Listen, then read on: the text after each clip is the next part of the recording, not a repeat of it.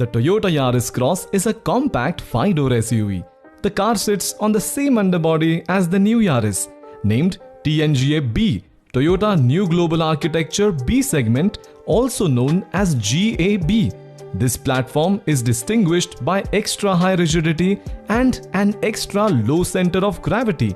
The GAB platform allows for good weight distribution between the front and rear wheels, with heavy components positioned low and closer to the center of the car.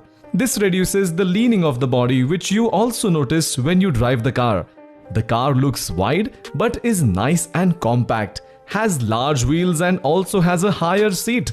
Compared to the hatchback, the Toyota Yaris Cross is 90mm higher, 20mm wider and 240mm longer.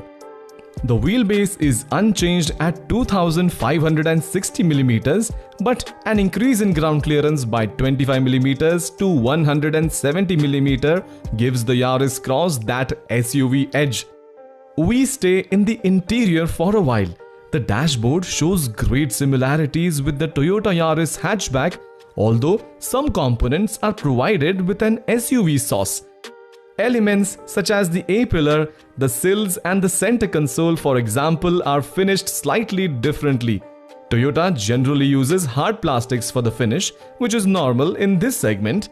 The trim on the dashboard is made of soft plastic. Well, a Yaris Cross always has a petrol engine, but the hybrid version only gets support from an electric motor. The Yaris Cross only has a petrol engine as standard. That is a 1.5-liter 3-cylinder available with a 6-speed manual or CVT automatic transmission.